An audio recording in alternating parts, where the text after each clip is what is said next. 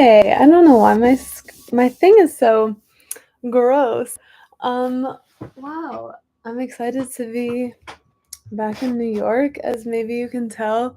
Wow, I kind of look like I've been through it. I didn't sleep very much last night. I think the time change from going Portland to New York is always bad for me. I'm so bad at going to bed early when I'm not sleepy. So I just have been trying to honestly barely slept. I just was like, I need to get up early, otherwise I will start a circle or a cycle of destruction. So if I look like I'm dead or dying, I'm probably just tired. But I don't know. Um Life is good. I'm just kind of sleepy, hanging out. Nothing crazy over here. I'm gonna go to the post office after this. Got a little coffee at my there's a coffee shop right by my house, and I'm moving really soon. Like this month I'm moving. So I'm kind of nostalgic already. I'm like going to the coffee shop a bunch because I'm sad I'm gonna have to say goodbye. They have really good coffee. I like it. If you're ever in Bushwick or Brooklyn or I don't know, sort of nearby, Till Death, I think it's a great spot. Um all right. Power is not gonna broke itself. Uh Is there anything else to say? I don't think so. The podcast 99% Invisible, I don't unless I'm looking in the wrong spot. I'm just looking in their typical podcast feed, which is usually where they put the special programs and stuff. I'm pretty sure they still don't have the follow-up episode about the next section, which is great for me because I have 60, 50 pages to go until I'm where they want me to be. But yeah, I just had assumed that it was a weekly thing, but clearly it's not, which maybe makes sense because I mean, it's a lot of reading for a week. But yeah, let's see. I'm on page 140, but almost at the bottom. What else? My cat is here. Maybe she'll pop up. That could be kind of fun. Something to look forward to. Moses had a taste of power now, and he liked the taste. So obviously that, to some observers, it seemed as if he liked the taste in and for itself. Keen-eyed little Reuben Lazarus, who had been brought to Albany from the old neighborhood as an assembly page when Smith was assembly speaker, and had already become one of the most knowledgeable men in the capital on the intricacies of bill drafting, remembers that, quote, when I used to see Moses in Albany before he had any power, he was a striking figure, dark and handsome, tall and gangly, striding down the corridors with those long strides of his. But he was withdrawn. He was still within himself. But then, when Smith brought him up there, he began to be, quite suddenly and quite noticeably, a lot more arrogant, stiff-necked, and self-assertive. Belle Moskowitz's son? Okay, wait, that's crazy. He hasn't been mentioned before. Also, we haven't really heard any updates about Robert Moses' does he have a daughter? 2 daughters? Haven't really heard a lot of updates there. Or his wife. Okay, Belle Moskowitz's son, Carlos Israels, noticed the same transformation when Moses visited the Moskowitzes. Quote, now he attitudinized when he talked. He would lean back, cross his knees, and hold his pipe in an affected attitude. The man who had had to wait outside so many offices liked being on the inside of everything. He talked, perhaps a bit more than was discreet, about what Jimmy Walker had said to him and about what he had said to Walker. He liked to describe how some assemblyman had refused his instructions on a bill and how he had told the governor about it and how the governor had laid on the law, and therefore how the assemblyman had jumped to obey when he, Moses, gave him instructions. If what he was on the inside of if what he was on the inside of was a world he would once have despised, he did not seem to remember those earlier feelings now. Reform work was, more and more, an irritating intrusion on his time. The hours he put in at the New York State Association office each week became fewer and fewer. The gaps between issues of the state bulletin, once a monthly publication, grew longer and longer. And when the bulletin did appear now, it made less and less pretense of being a reform pamphlet. More and more, it resembled a Tammany Hall broadside in support of Al Smith.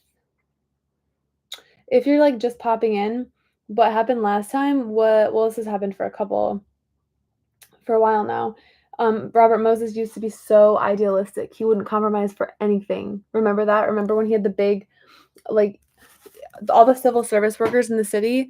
He was going to like totally overhaul the system of how they got graded, and everyone was so mad about it. And he was like, I don't care. I don't care. I don't care at all. And it didn't end up happening because it was so unpopular. But look at him now. Now all he cares about is what the people think and getting votes and the game of it all. Day after day. Oh, wait, sorry. Reorganization, of course, was the key to all the hopes of Smith and of Mrs. Moskowitz and the other reformers around the governor. No sooner had he been returned to office in 1923 than he hurled down the gauntlet to the legislature with a special message drafted by Moses that restarted the three reorganization amendments down the tortuous road to law. The legislature passed the amendments consolidating state departments and reducing the number of elected state officials in 1923 and again in 1924 after battles in which Jimmy Walker, who is that again? Jimmy Walker is like the head of the assembly, I'm pretty sure. The one who's like fancy, cool, very patrician. Okay. In which Walker and the Democratic Assembly leaders fought for every vote. And Moses hurried up and down the marble stairs of the Capitol between the executive chamber on the second floor and the Senate and Assembly chambers on the third, bringing them fresh ammunition. Day after day, during the reorganization fight, Smith had watched Moses drafting the bills that contained the specifics of departmental reorganization. Which agency went in which department, which powers were given to each agency. Bill drafting was called by Albany insiders the black art of politics. An expert bill drafter had to know thousands of precedents so that he could cull out the one embodying it in the bill he was working on that would make the bill legal, or so that he could, by careful wording, avoid bringing the new act within the purview of an old one that might make it illegal. He had to know a myriad ways of conferring or denying power by written words. He had to know how to lull the opposition by concealing a bill's real content. For years, everyone had known the identity of the best bill drafter in Albany, Alfred E. Smith. And Smith had never been shy about accepting that accolade. But now, when someone brought up the subject, Smith said, "The best bill drafter I know is Bob Moses." Al Smith was a man who believed in paying his debts. In 1923, he found for Moses a state sinecure, S-I-N-E-C-U-R-E, a state sinecure, with high pay and low workload. The dictatorship of a board that would supervise the industries that, thanks to Moses, had been installed in state prisons. Moses told Smith he didn't want the job. "What do you want then?" Smith asked. "Nothing," Moses replied. This is a twist. Over and over during 1923 and the beginning of 1924, as Smith watched Moses driving himself in his service, he asked Moses what he wanted. Over and over again, Moses said nothing. And then one day there was something. The something was parks.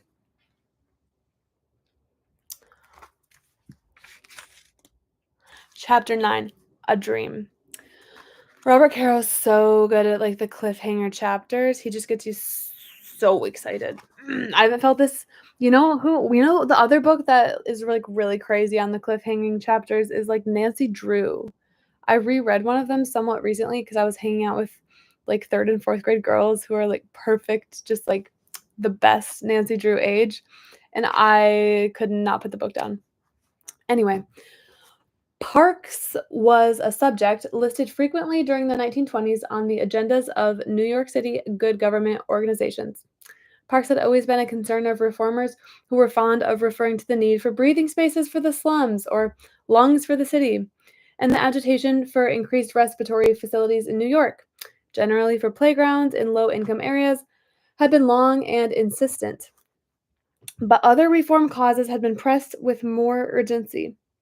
With so much open space then in the city's outlying boroughs, there had seemed no rush to reserve any of it, and the cost of condemning buildings in the slums so heavily built up that any other method of obtaining space there seemed unfeasible was so prohibitive that even the most zealous of reformers had found it difficult to suggest such a step seriously. Oh, condemning buildings in the slums. Other matters, it had seemed, should take precedence. There would be time to get to parks. Now, suddenly, there wasn't any time. The population of New York City had increased from 4,766,883, he's always so specific, to 5,620,048 between 1910 and 1920. Okay, that's actually pretty crazy. That's like a, 18-ish% increase? And now in the 20s, the rate of increase was accelerating, and most of it was occurring outside Manhattan. When Bob Moses had returned to the city from Oxford in 1913, some of Brooklyn, most of the Bronx, and practically all of Queens had been woods, meadows, or farmland. Now red bricks, like those that had imprisoned the Lower East Side in tenements, were being cemented into walls in Brooklyn's remaining green fields.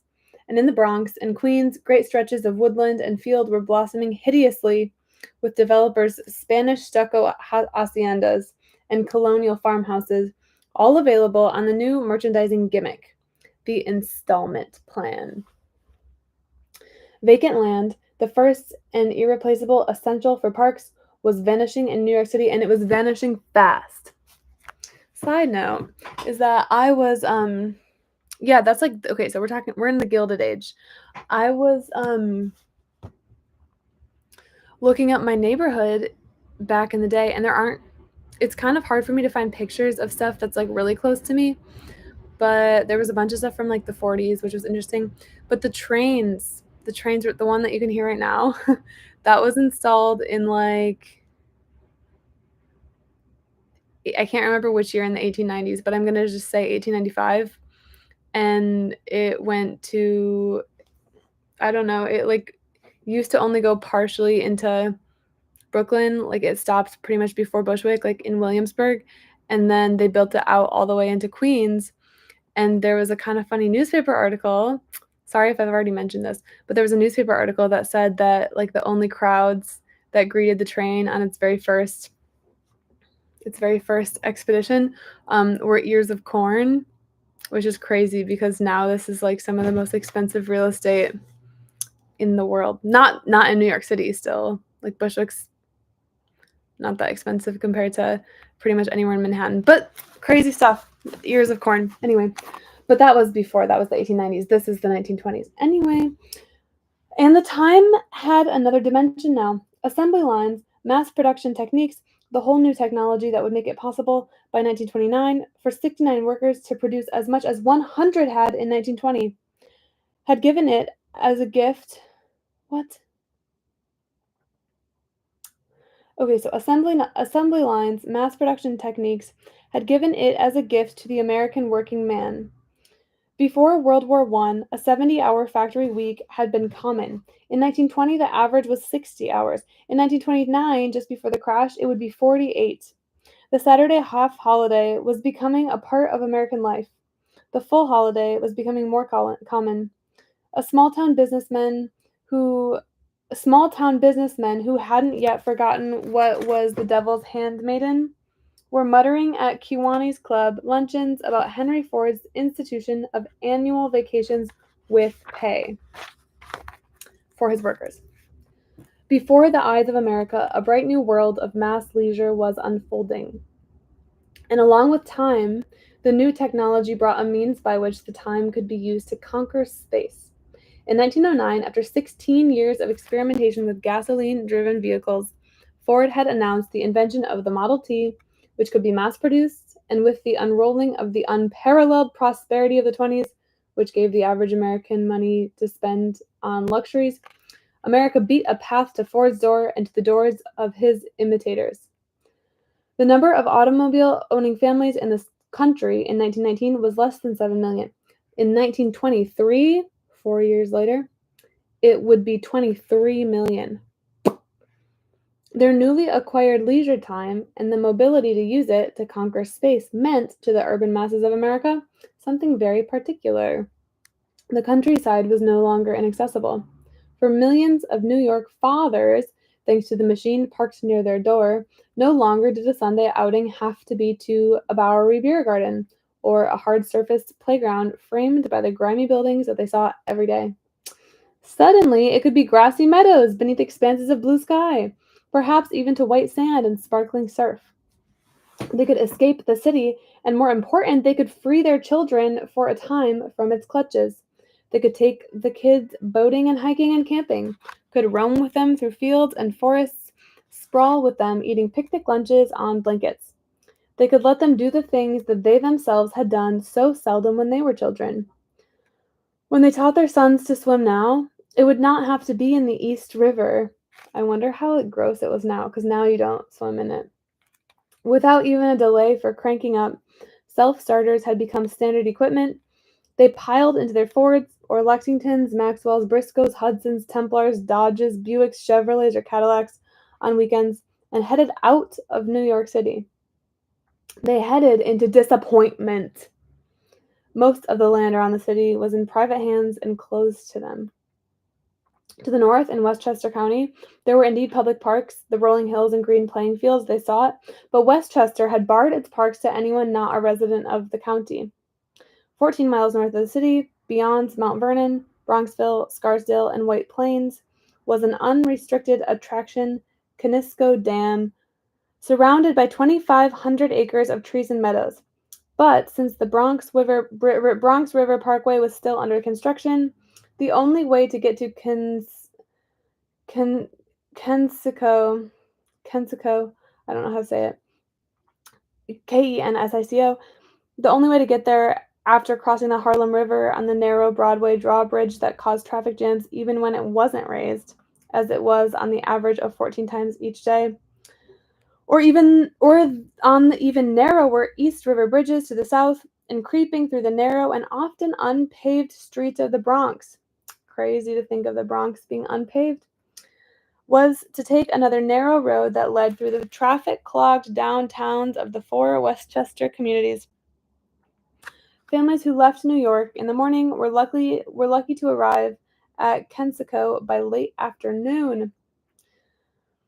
To the west of New York City, across the broad Hudson River, was a vast preserve open to the city's masses. Palisades Interstate Park. Founded in 1900, funded by the Rockefellers and Harrimans with $15 million, it was considered, with its lakes, landscaped drives, herds of elk, and buildings erected to resemble the eternal hills themselves, it was considered the finest park in the U.S. Getting there, however, could be eternal.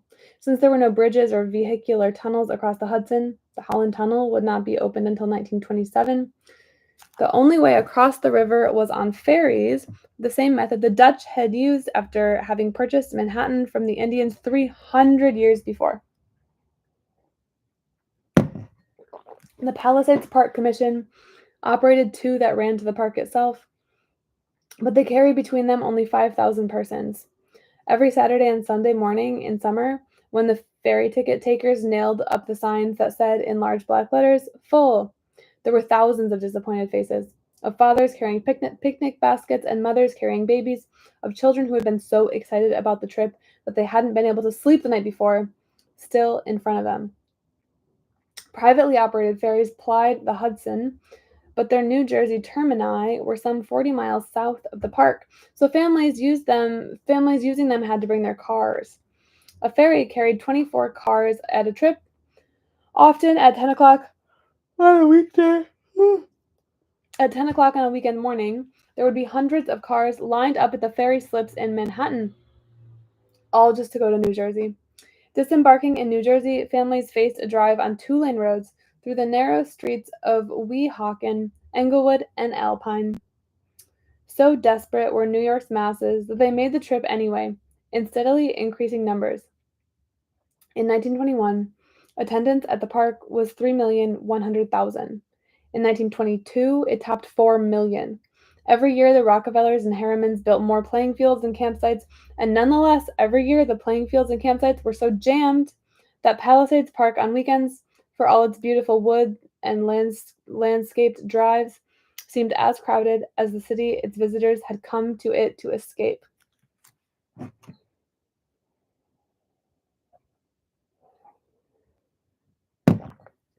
Increasingly, the eyes of the city's masses, and of the reformers interested in providing parks for them, were turning to the east. The east was Long Island. Separated from Manhattan only by the East River, it stretched out into the Atlantic Ocean for 80 miles, its bulk about 20 miles wide, and then through two curving spits of land 39 miles farther out, so that its shape reminded Walt Whitman of a whale ducking its great head to plunge beneath the southern tip of Manhattan, while its flukes waved behind. Its westernmost sixth was Brooklyn and Queens, crammed in 1920 with 2.5 million people. It's crazy. It's probably similar. Well, it's probably only a little bit smaller than what it is now. A population greater than that of all but 8 states in the Union. But beyond the eastern border of Queens, that marked the end of New York City, lay, divided into the counties of Nassau and Suffolk, another 1,373 square miles, 878,720 acres, inhabited by less than 250,000 people, one person to every 4 acres, an area 4 times the size of the whole city, and with a population less than 1/25 as large. A prodigal extravagance of precisely that luxury of which New York was rapidly being drained: space. And what space? Once before the Ice Age, I love that we're going back to there. Once before the Ice Age, Long Island had been only the easternmost extension of the barren plains stretching out from the new formed Alleghanies.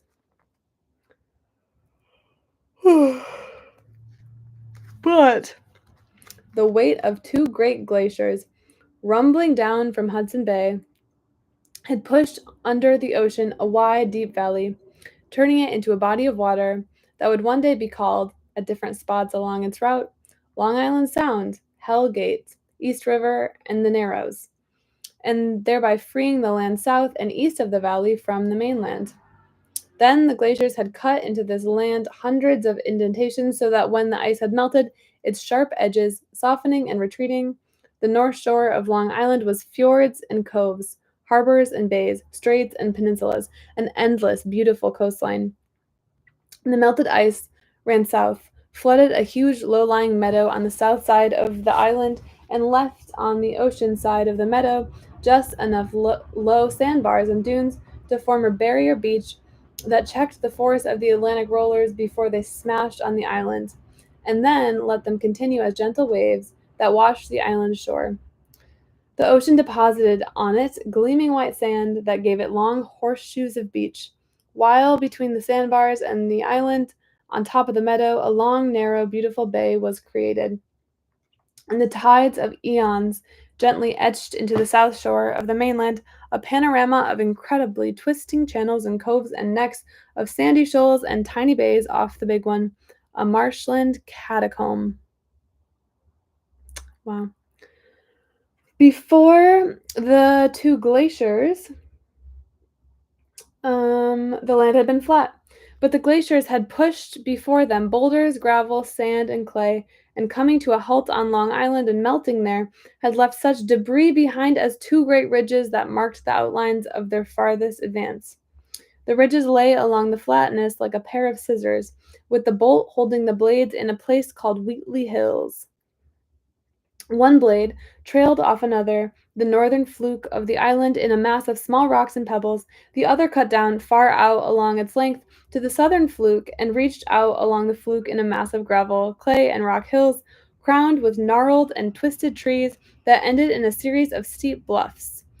Over the centuries, the ridges had been smoothed and shaped into chains of gently rolling hills that ran to the edge of the white-capped sound, and the hills had been covered with lush growths of trees, beech, oak, maple, and elm, copses of sassafras and dogwood, birch, and pine, so that the north shore of Long Island became, quote, a fresh green breast of the New World, unquote. And looking at it, F. Scott Fitzgerald, there's a name, would think that, quote, for a transitory enchanted moment, the Great Gatsby, it took me a second. Okay, quote, for a transitory enchanted moment, man must have held his breath in the presence of this continent, compelled into an aesthetic contemplation he neither understood nor desired, face to face for the last time in history with something commensurate to his capacity to wonder. This is crazy. In summer, to the sweltering masses of New York, the cool green hills and rolling surf of Long Island beckoned like a vast playground filled with the milk and honey of leaves and grass, of sun and sand that would sweeten the bitterness of city life. Wow, it's crazy because Long Island doesn't really have the reputation that that Robert Caro is describing it as. People do not talk about it like such an Eden, but maybe I should go. I guess people like the Hamptons, but it feels so like, I don't know, preppy and corporate. Hmm. Certainly, the island seemed open to them.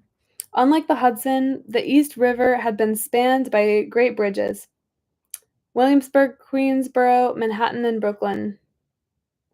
And running out from the bridges through Brooklyn and Queens to the very threshold of the island were. Wow, I'm going past some pictures, but I'll come back to them. I don't know, maybe at the end of today or maybe tomorrow, I don't know. Oh wait, there's like a lot of pictures actually. Okay, going out all the way to the edge were 3 boulevards: Northern, Conduit, and Queens, one of which, Northern, was perhaps the widest highway in the country. For Brooklyn and Queens residents, moreover, there was no necessity for either bridges or boulevards. Long Island was just down the road. So was disappointment. The island's south shore, the edge of the meadow that had been transformed into the Great South Bay, offered gentle waves and sandy beaches. But the bay was the haunt of the baymen, a close-mouthed, independent breed, some of them descendants of families that had followed the bay since the Revolution. See, I don't know any baymen. This is all news to me. Others, New England Yankees, who, hearing about the bay's bountiful harvest of oysters and clams, tommycods and smelts, had left the whaling boats and had moved to Long Island, bringing with them their taciturnity. I don't even use that word, but I feel like it's kind of a nice word to say that people are quiet. Like, oh, here, you have so much taciturnity. Maybe that's just pretentious and annoying, but I like it. And distrust of outsiders. Less than 30 miles from the borders of New York City, the Baymen lived in a world that resembled nothing so much as the remote fog banks of Nova Scotia. Their lives revolved around the bay. When its tides were flood, no matter what the hour, through the thick, damp mist, hip boots slung over their shoulders, caps pulled low over their eyes, they trudged to their weather-beaten little trawlers and crept out into the fog, returning hours later so heavily laden that only the bows and sterns of the boats were out of the water. They loved the bay's sparkle in summer, its cool breezes. Somehow, they loved its treacherous shoals and tides, and the hidden traps of swamp grass that tangled their boats' propellers. Forced off it by winter storms, they settled down in taverns near the piers that jutted into it, drinking — they were famous for their drinking — and spinning legends about it. Once you were bay salted, they said, you would never leave. They were fiercely determined to keep their world for themselves. The bay bottoms, the hellfire preachers in their weather-beaten little churches constantly reminded them the bay bottoms were sacred, their priceless natural heritage. And when it came time each year for the townships that bordered on the Great South Bay, Hempstead, Oyster Bay, Babylon, Islip, and Brookhaven, to sell leases to mine the bay's underwater crops of shellfish, the baymen crowded into town halls to listen while the leases were awarded, and no outsider was ever given a lease. No authority could awe them. In 1892, when the German liner Normannia arrived in New York flying the yellow flag that signaled a cholera epidemic on board. That was in 1892, though, so back in the day. But still, the state bought the only hotel on Fire Island so it could quarantine the passengers and crews there. That's good trivia because Fire Island, sorry, some of you watching this might totally know this, but Fire Island is kind of famous now. Like its big legacy is like I feel like in the late 20th century it was like a fun haven for gay men in New York.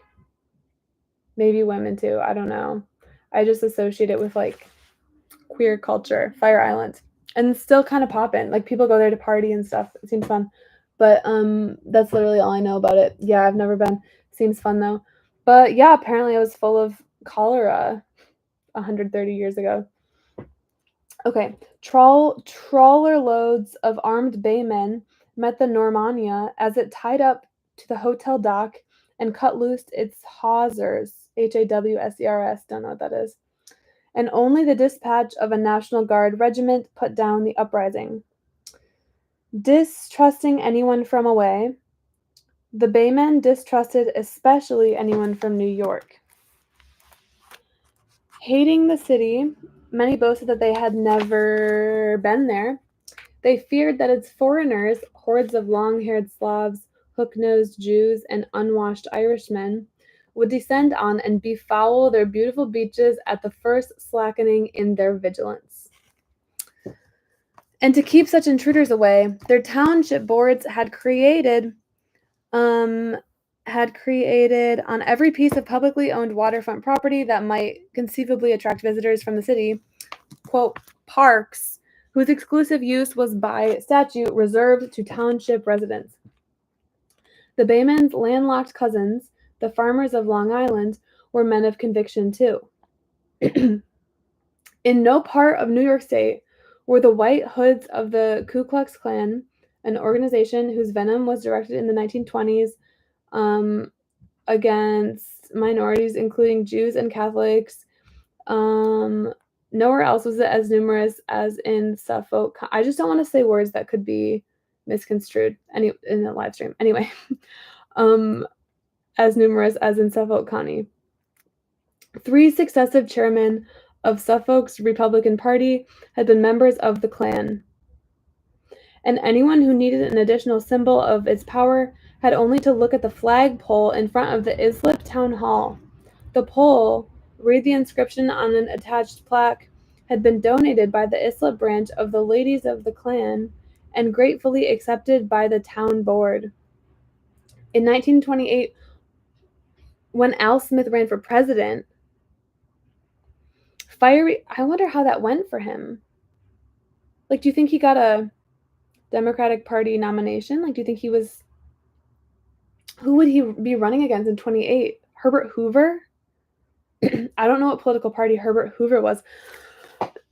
I feel like I only know political parties of candidates after, like, Truman-ish. Because back in the day, it was just, like, different. I don't know. Let's see. I'm going to actually Google it. Al Smith presidential run. I'm so curious if he, like, was a serious contender or what. Al Smith president candidate campaign. He was the first Catholic nominee of a major party. Wait, that sounds like he was the Democratic nominee. Crazy. Yeah, wow. Oh, just kidding. Oh, actually, yeah. Okay, so he failed to secure the nomination in 1924 at the Democratic National Convention, but then he did in 1928, it sounds like. Honestly, this Wikipedia article is a little bit... could be better written. It's not super clear. Oh, did he go again? Who did he go against? He ran again unsuccessfully in 1932. Wow, what a guy. I wonder how many... I don't know if other people do this. Probably not, but I really like seeing how many page views people have, like, as a proxy for how well known they are. And Al Smith has 17,000, which is probably like... like, that to me feels like a lot. Like, I'm trying to think of someone that would have, like, a similar amount of page views. Any president probably has more than that, but I feel like for being, like, a New York governor from 100 years ago, that's a lot of page views. Like, this is how much, like, random Roman guys have. At least 1,000 was me trying to remember who he was this past month. Yeah, it's really every time they talk about the reformers at the Bureau, even though their names start with A, B, and C, I cannot. The only one I remember is Bruer because his name is so hard to say. Okay, I think I'm gonna read a little bit more because I'm having fun. But let's see. I'm currently at page 148. Maybe I'll try to get to 150 and like make it a clean 10 pages for the day, which was initially that was like my goal pace, but I'm not doing it at all. Okay, let's see. It was neither the baymen nor the farmers who most firmly barred Long Island to those who hungered for it. The huddled masses of New York City had a far more powerful enemy. It was wealth, vast, entrenched, impregnable wealth, and the power that went with it. For it was to Long Island that the robber barons of America had retired to enjoy their plunder. These were the men who, during the Middle Ages of American industry, the half-century of unbridled industrial expansion following the Civil War, had harnessed America's vast mineral resources and tapped its long stored capital to create needed industrial growth, but who, to turn that growth into personal wealth, had stationed themselves at the narrows of production, the key points of production and distribution, and exacted tribute from the nation. They were the men who had blackmailed state legislatures and city councils by threatening to build their railroad lines elsewhere unless they received tax exemptions. I want a book about that. I want to read about more of this blackmail. I'm sure there's like equally long books about railroads in America. Also, before I know that I should probably get back to my own book, but my boyfriend is currently reading a like really big book. Honestly, in my head, like this just kind of like feels like a permanent cartoon character accessory for him at this point because he's been carrying it around for a long. It's a really big one. It's a honker. It's definitely not as long as the Power Broker Brag, but it's really big. Like if you compare them, they're like big Bible-sized books. And this is about the making of the atomic bomb, obviously. But I haven't read it, but he frequently talks about it. And something he's doing that's kind of nice, I think, is that he like alternates between the audiobook and the real book. And that helps him. Yeah, it's such a man book to read, I know. But okay, I thought it was a man book, but then between like I loved Oppenheimer so at Barbenheimer, I was totally excited for Barbie, and then I left and I was like, wait, I liked Oppenheimer so much more. I liked Barbie too, but yeah, between that movie and hearing David just like regurgitate it to me a few times a week, I'm starting to get more bomb pilled. Okay. Also, I promise I'm reading more and I'm not gonna delay anymore, but I need to move a little bit so that I have a charger, otherwise I'll forget.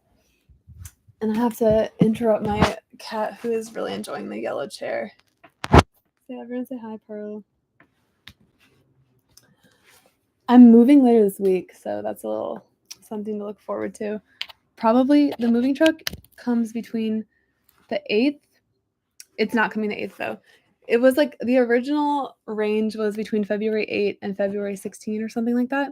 But then they said they would warn you like 3 or 4 days before. So I don't know. I'm going to move at some point, some mystery point. Okay, I'm here with Pearl and I'm hopefully not too much in her way.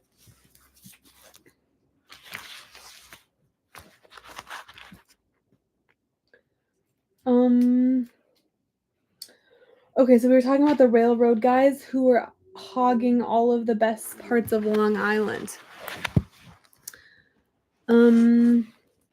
They were the men who had blackmailed state legislatures and city councils by threatening to build their railroad lines elsewhere unless they received tax exemptions, outright gifts of cash, and land grants so vast that by 1920, the elected representatives of America had turned over to the railroad barons an area the size of Texas. Do they still have that? They were the men who had bribed and corrupted legislators. The Standard Oil Company, one historian said, did everything possible to the Pennsylvania legislature except refine it, to let them loot the nation's oil and ore. The men who, building their empires on the toil of millions of immigrant laborers, had kept wages low, hours long, and had crushed the unions. Their creed was summed up in two quotes. Commodore Vanderbilt's, and then this is the start of the quote. Law? What do I care for law? Hain't I got the power? HAINT. And J.P. Morgan's quote, I owe the public nothing. Also, this is such an unflattering angle for me. It makes it look, sometimes you just like change your position and then it makes it look like you gained like 100 pounds. I didn't. If I did that overnight, it would probably be concerning. The northern tip of Long Island's Glen Cove Peninsula was Morgan's estate. The waters beside it, the anchorage for his great black yacht Corsair. And all the northern reaches of the peninsula were Morgan country. J.P. Morgan. His son, you guess what his son's name is in this book? Morgan the Younger, reporters called him. Okay, reporters. And 4 partners of the House of Morgan lived there, their yachts riding to anchor beside that of their father-in-chief. And so did George F. Baker, the chop-whiskered, taciturn Sphinx of Wall Street. What does it mean to be the Sphinx of Wall Street? The Sphinx is just a bunch of like sand bricks. Who was the president of the First National Bank, the largest single stockholder of both AT&T and U.S. Steel. His holdings in Big Steel alone totaled $202 million in 1920. I've never even heard of George F. Baker. Who rode at the right hand of Morgan the Elder in the turn of the century's bloodiest stock market raids. Baker was old now, 80 in 1920, but not too old to lift his sword. In 1930, when he was 90 and America was in the Depression, okay, so he's 90 years old, he climbed out of bed, pushed aside his doctors, strode to his office, and in a series of incredible stock manipulations, increased his fortune in that year alone by $50 million. He must be lucky, right? To the south of the Morgans lay the Demesnes, Demesnes. Demesnes. I'm just curious about that one.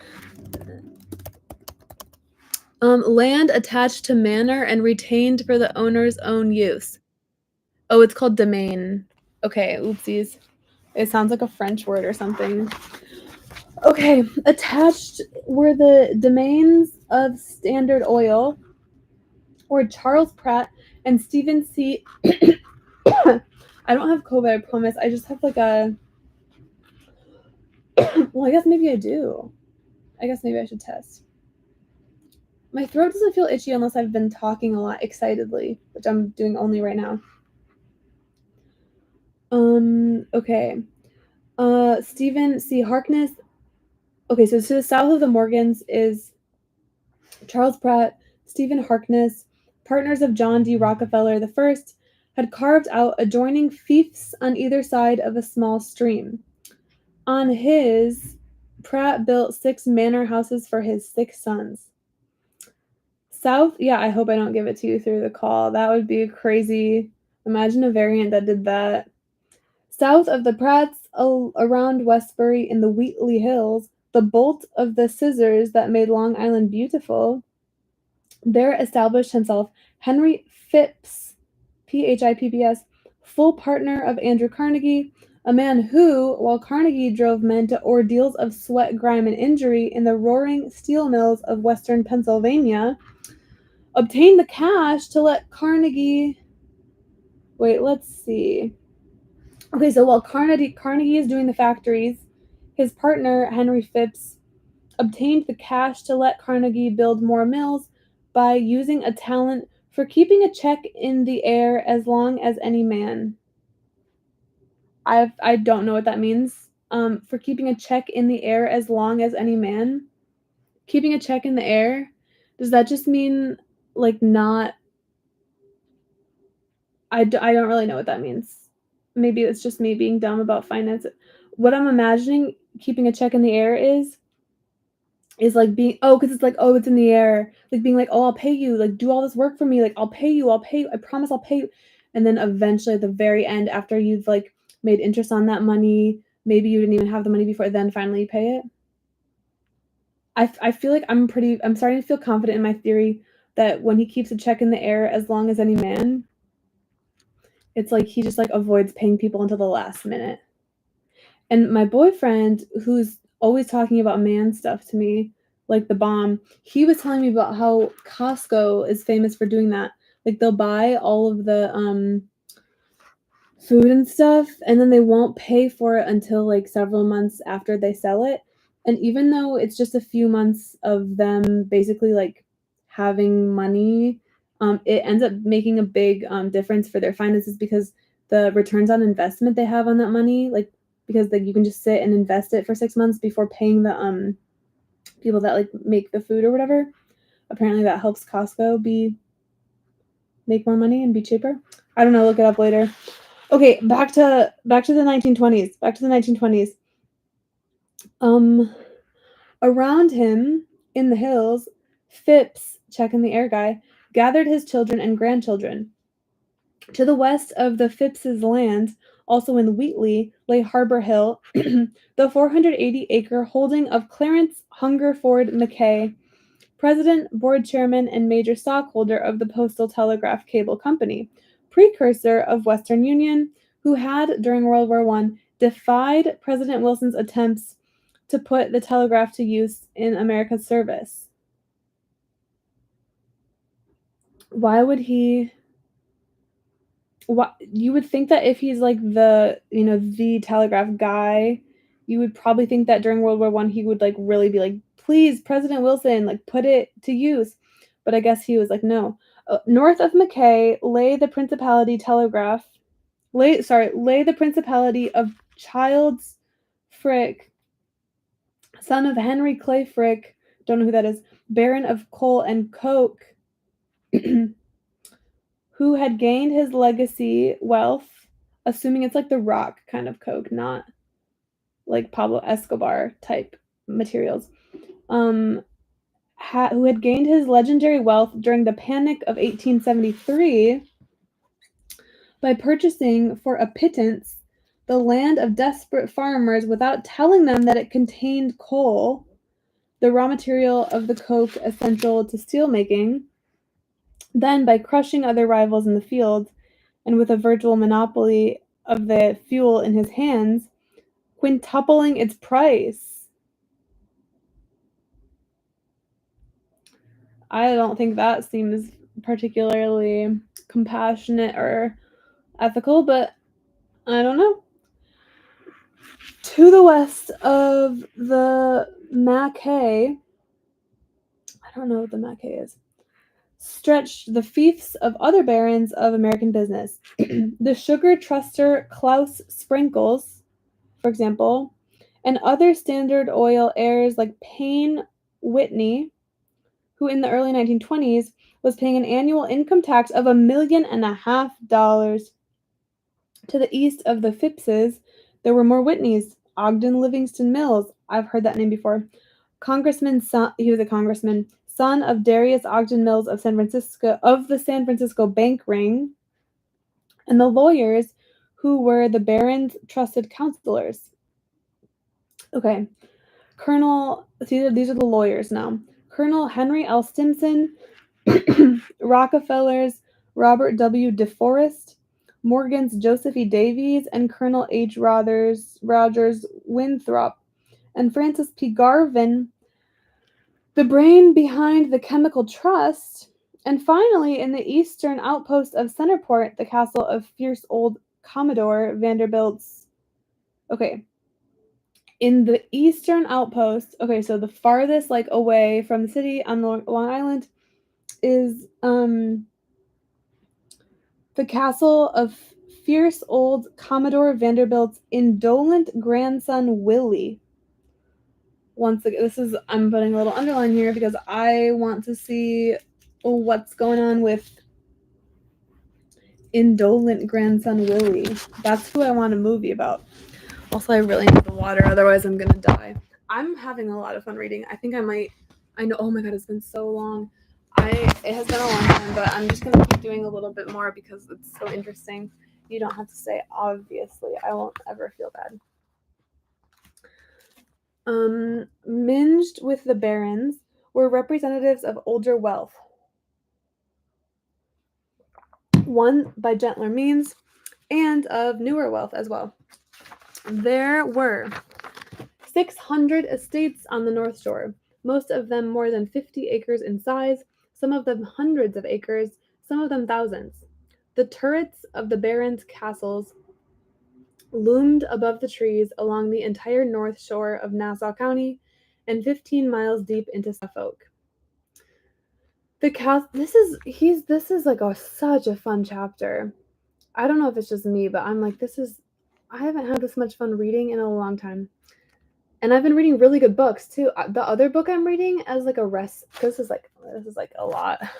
Also, reading aloud feels different, but I've been reading the Mary Roach book about dead bodies called Stiff, and I read it like really quickly when I was like 17, and I remember thinking it was really good. In my head, it was like a 4-star book, and now I'm rereading it and I'm like, oh, it's a 5-star book. It's the best. But this chapter is just amazing.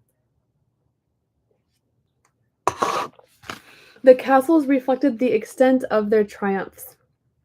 Mrs. John S. Phipps, also Phipps, I'm reminding myself, but I think he was the one that worked with Andrew Carnegie, the Steel, Pennsylvania guy, and Phipps was the one that would hold a check in the air longer than any other man or whatever that shit was. Okay, Mrs. Phipps, already mistress of 7 other houses, wanted her Long Island residence to look exactly like the great 18th century English manor houses. To make sure that it would, the famous London manor house architect George Crowley was summoned to the Wheatley Hills to design the Westbury House and to stay for years until it was completed. A masterpiece of cherry red brick and limestone, Georgian chimneys, and a pale gold roof rising above the trees, complete with a vault for the family silver, separate rooms for glasses and china and luggage, silver-plated bathroom fixtures and doorknobs, and a cellar so large that in 1960, the Nassau County Office for Civil Defense would designate it a bomb shelter large enough to hold. Okay, just guess in your head how many people the bomb shelter holds. Guess in your head. Maybe you're thinking like, oh, I bet it's bigger than a classroom, because it's just their basement or something, right? Yeah, it's a cellar. Okay, so literally their cellar. If I were to guess, I would be like, oh, maybe it's really big and it holds like a couple hundred people. Maybe it's so big it holds 400 people. 1,800 persons. To make sure that the mood of England should not be lost in the furnishings, envoys of the Phippses scoured England for furniture made by Chippendale himself. The armoire in Mrs. Phipps's bedroom had belonged to James II. The mantel clock in her study was made by the clockmaker to King George II. He's the one from the American Revolution, right? I don't really actually know very much about James II, but I have a big gap in my knowledge about British royalty history before, like, pretty much before Elizabeth, honestly.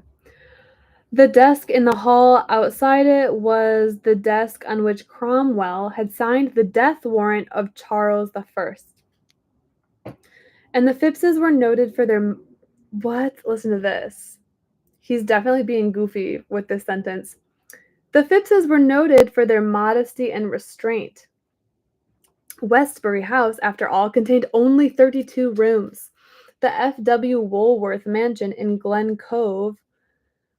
Okay, the Woolworth Mansion. That's probably from the whole, like, Woolworth's department store milkshake counter riches.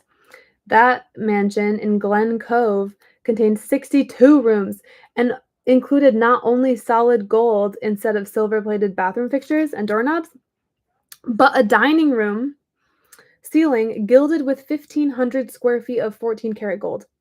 I want to know how Caro knows this. Like, I can really imagine, especially in the 20s when the newspaper industry was just like going, like, genuinely like going berserk.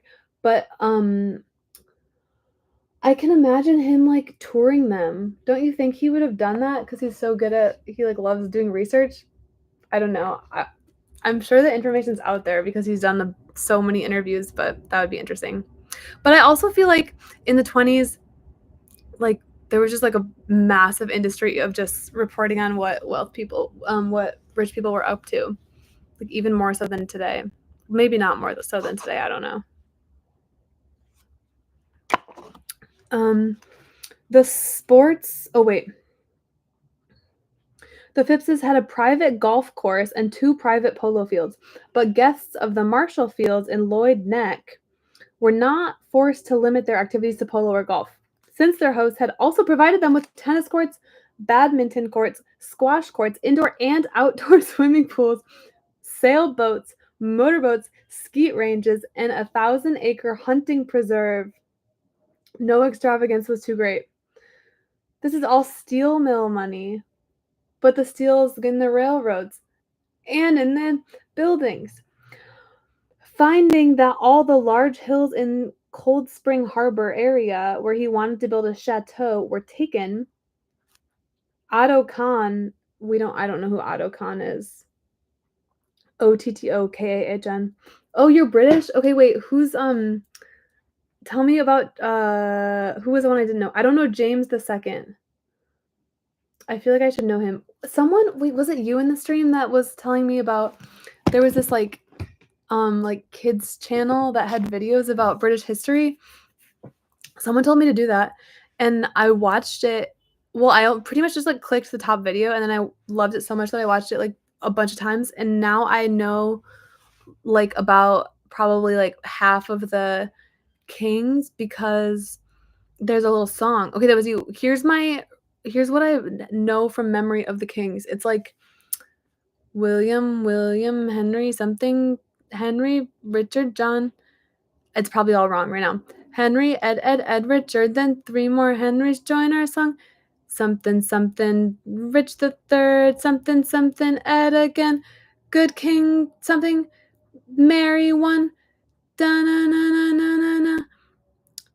Clearly, I don't actually remember even like any of it. But at one point, I think I was like somewhat good at it, and I feel like it would come back quickly if I watched it like 1 or 2 more times later today.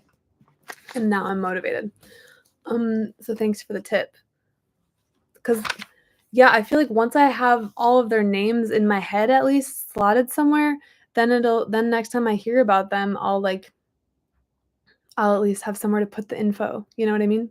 The little baskets for the knowledge.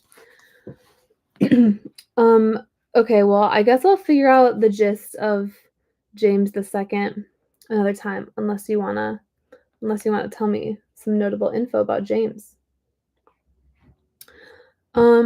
The sports of the feudal lords of the old world were the sports of these feudal lords of the new. The North Shore echoed to the thunder of their horses' hooves and to the bay of their hounds, as, hunting fox and deer, they ranged unchallenged across the estates, riding in a single hunt from one end of Nassau County to the other.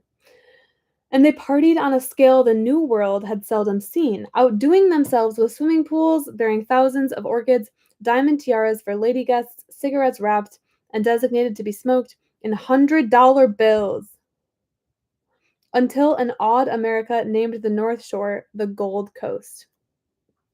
I should watch a Charles II song. Okay. Where in the UK, like, where do you live in the UK? Maybe I've asked you this before. Sorry if I just forgot. Okay, you don't know about James II? That actually makes me feel a lot better because I don't know anything about him. Honestly, when I hear James II, I don't even know what he looks like. I don't know anything that he did. The first image that goes in my head is James and the Giant Peach, which is a Roald Dahl book, which is obviously not. Oh, you're near Oxford. That's very cool. I have never been there, but my boyfriend went to he did like a program at Cambridge for a year or something like that when it was like an exchange thing. So the whole Oxbridge region, I feel like he knows a little bit, but obviously he's not here. You just hear about him from his like interest in bombs, which is it's like not in a concerning way, it's just in a curious way. If their displays of wealth were awesome, so were their displays of selfishness. The robber barons intended to keep their world for themselves. There was a reason for the size of their fiefs, for their willingness to buy and year after year to pay taxes on hundreds of acres that they kept in woods and never used. There was a reason for their private police forces and armed guards. They needed vast acreage in order that their castles could be set far enough back from public roads so that they would not have to see the public. Okay, they don't want to see the public. They needed walls so that the public should understand that it was not wanted on their acres. They needed armed guards to protect their borders from those members of the public who might, on a Sunday excursion to the country, climb a wall to get at the empty green fields beyond. They were willing, they told each other, to spend anything necessary to keep their privacy, by which they meant to keep the public out of their domains. That's the same French-seeming word, demesne. I'm looking it up again. Do you think it's just like the same as domain? Like, do you think it's just the same root? Domain. It's not domain, it's domain, and it means land attached to a manor. Oh wow, look it. Wikipedia says an alternate spelling is literally domain, but domain just has a more broad meaning. Interesting stuff. I'm learning every day. In their view, this domain included the whole North Shore. The officials, they use this word in CK3. Haven't played the game, otherwise I would have known it. The officials they controlled allowed all public roads not needed for their own access to their estates to fall into disrepair to discourage public use. Lest the public turn instead to rail transportation, a group of them, led by Charles Pratt, who had learned how to handle annoyances from his mentor Rockefeller, bought sufficient stock in Long Island Railroad to control its policies, and saw to it that the railroad's North Shore lines were kept especially antiquated and rickety. That's what happened in like all of the great American cities. People just sabotaging the railroads, like in Los Angeles when the car companies bought the railroads, and so that's why LA is like really car dominated now.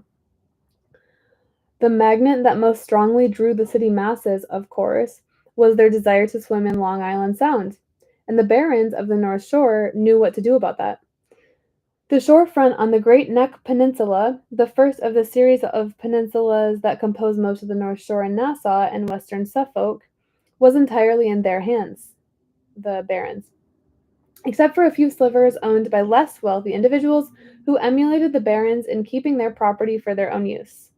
So was the shore front on the next peninsula, except for two pieces of property at its tip, Sands Point. One was a small crescent of beach, rather rocky, owned by an elderly widow, a native of Long Island, who liked to see people having fun and had not only resisted entreaties that she bar them from the property, but had stubbornly refused, even for an outrageously high price, to sell her beach to those who would. And it was in the process of being condemned by a village board controlled by the barons. Who's this lady? She doesn't even have a name. The other at the very tip of the peninsula, opposite Execution Rock. By the way, I have usually in this book I have like a pretty good mental map of everything, but I don't really know Long Island, so I don't know where Execution Rock is. And I just know Sands. I've heard of Sands Beach. It is way out there. Okay. Where the original slave-owning settlers of Sands Point had disposed of troublesome slaves by chaining them to the rock at low tide and letting them drown as the tide crept over them, was a sandier 5-acre beach owned by the federal government and holding the Sands Point Lighthouse. The beach could be reached only by a road that crossed an adjacent privately owned property, but the federal government had purchased an easement for public use of that road. When, however, the adjacent property was purchased by Mrs. Oliver Belmont, a cold-eyed grande dame famed for her priceless parure, Parure, of emeralds, and for her marble house at Newport, in Rhode Island, I'm assuming, a white marble structure whose pilasters and capitals were modeled on, although somewhat larger than those of the Temple of the Sun at Baalbek. Don't know where that is, but I probably should. Erected across the southern edge of the property, stretching from one side of the peninsula to the other, a wall made of solid concrete 3 feet thick, 12 feet high, topped with sharp black spikes and iron dragons' heads. And that's what this Mrs. Oliver Belmont appears to have made. Persons who asked the armed guards stationed at the massive iron gate to allow them to pass were informed that the federal government had surrendered its easement and that the road could be used only by persons having official business at the lighthouse, a fact federal officials brusquely confirmed. On the next peninsula, Glen Cove, see, I don't know where on a map that would be, there were 5 beaches open to the public, 2 owned privately and 3 by Oyster Bay Township, rocky and unappealing, pitifully narrow strips of pebbles and weeds for whose use city residents had to pay exorbitant rates, and whose combined capacity was less than 10,000. There were long stretches of more appealing beach open to the public in Cold Spring Harbor, the area east of the Glen Cove Peninsula, but the barons of Cold Spring had solved that problem. They had built a gate across the only road that led to the beach and stationed armed guards at the gate. Would-be beachgoers who questioned their authority were told that the road was on private property, a legal question somewhat difficult to research on a summer weekend. Is that why the U.S. has no trains? I find it so strange. Yeah, I think okay, I'm sure there's, like, really complicated reasons that I am ignoring right now, but I feel like the reason that the US has no trains is that right after World War II, Eisenhower did the Big Highways Act, and he gave just, eye-wateringly large sums of money to build highways across America, and after that, train ridership went down. I think that's probably a big part of it. But yeah, I don't know. I also wonder if see this totally I might be wrong here, but there's so much car industry in America, especially I'm just from Michigan where Detroit has Ford and Chrysler and GM. And so I kind of imagine that perhaps all the car companies lobbied governments to fund roads and not trains. Cuz that's kind of what happened in Los Angeles. The well, not even just Los Angeles, but that was one of them. The car companies would like buy streetcars, or they would buy the train systems, which were sometimes private at that point, or like subway situations, and then just kind of like run them to the ground. That happened in Detroit. The streetcars used to be really good in Detroit, and then I can't remember which car company, maybe it was all of them, but the big three. Now it's the big three. I bet 100 years ago there were more car companies in Detroit, but yeah, they basically just like made the streetcars horrible.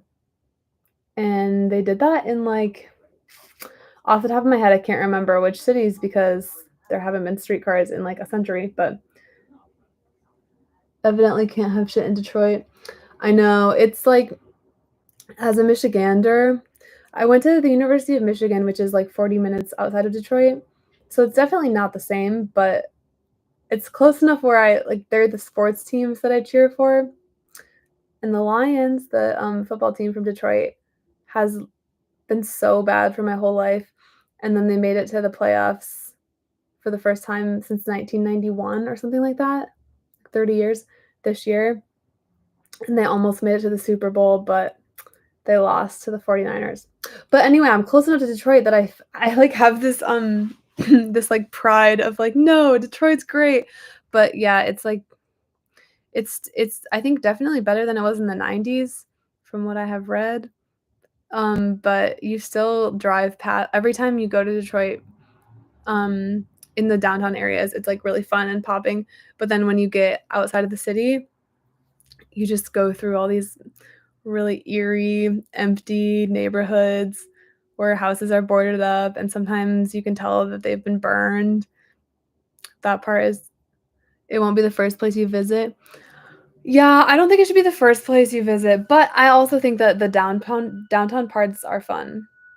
But yeah, it's just so weird. Eerie, pun intended. Oh wow, you're so good at geography. I don't have that good of knowledge of British geological things. Lake Erie? Lake Erie's probably close to, I actually should know that, and I don't. I would think Lake Huron is right there, but Lake Erie probably is like, it's probably right there. Like close. And also all the Great Lakes are pun worthy because Michigan is the Great Lakes state. Wow, I'm impressed. I don't know, like, I don't even know all the islands right around the UK. So, I feel like I'm still like coming across random British Isles, and I'm like, what is that? Every foot of the 2 commas of land east of Cold Spring, Lloyd Neck and Eaton's Neck, was owned by barons. Huntington Township, just beyond them, contained 48 miles of shoreline. 1,250 feet of it were open to the public. British people don't either. Okay. See, you keep making me feel better, but I do think I should probably know who the major kings of the past 500 years were. And I also should know like the islands. Like those on the South Shore, then, the beaches of the North Shore of Long Island had been effectively closed to city residents. A New Yorker who wanted to take his family for a swim on Long Island could head only for Long Beach on the South Shore. Tedious to reach because of inadequate roads, so crowded that it seemed like an extension of the filthy, incredibly jammed Coney Island beach in Brooklyn. The North Shore stood impregnable against the importunings of the masses. And the barons of the North Shore knew how to keep it impregnable. Accustomed to dealing in the political marketplace, so many of the largest contributors to the Republican Party came from the North Shore that during the 1920s, the GOP's National Finance Committee contained 49 members, one from each of the 48 states and one from Nassau County. Weird. I don't really know how that works. They furnished the bulk of the war chest of the state Republican organization and of the smooth-running Nassau County GOP machine.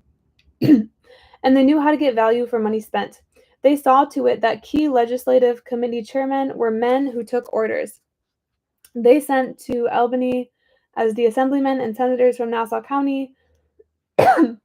They sent young knights from their own ranks. Bright-eyed, enthusiastic F. Truby Davison, son of Morgan partner Henry P., or young villagers whom their eyes had picked out as promising men to enlist in their service. With such as a handsome, ambitious young lawyer whose father had been Teddy Roosevelt's coachman at Sagamore Hill, don't know Sagamore Hill, but assuming it's like a cool school or something, maybe. Leonard W. Hall. And we're just listing basically rich people from Long Island still. And while state roads of broader with better paving and improved design might be built elsewhere, they were not built on Long Island. A strangely permissive state law, moreover, allowed the barons to incorporate their estates into self-governing villages so that the measures necessary to keep out the city hordes could be legitimized. Given governmental status and enforced by village police forces, which before incorporation had been their privately employed guards. So when the families of New York City reached Long Island, they found the milk and honey sour indeed. If they were heading for the North Shore on Northern Boulevard, 160 feet of smooth macadam, don't know what that is, shrank to 18 at the city line. The cars heading east had to cram into a single file. As they crept along, the paving of the boulevard deteriorated so that each family had to watch the cars ahead jounce, one after the other, into gaping potholes and then wait for the jolts themselves. More and more frequently, they came to unpaved stretches in which, if there had been a recent rain, cars became mired, bringing the endless line behind them to a halt. If the earth was dry, thick clouds of dust hung over the unpaved stretches, turning dirty the gay dress mother had worn for the excursion. Wow, this section is so fun, but I think I need to call it because my voice is tired. This was the longest one I've ever done, but it's good because I didn't do one yesterday and I've been skipping a lot of days. So I was due for a honker. Also, honestly, like I know this isn't even that far, but we've officially reached the quarter of a way mark. Because they have, maybe you can see, but like they have pictures every quarter, and I'm officially there. So that's good. And also it's fun that like he's finally doing stuff. Like so far it's just been him like gaining power in really abstract ways, and now he's going to start building bridges and parks, which is what we came for. Okay. See you later. Have a good night over there in Oxford. What is it, like 6 o'clock for you? 7 at night? I don't know, something like that. Bye.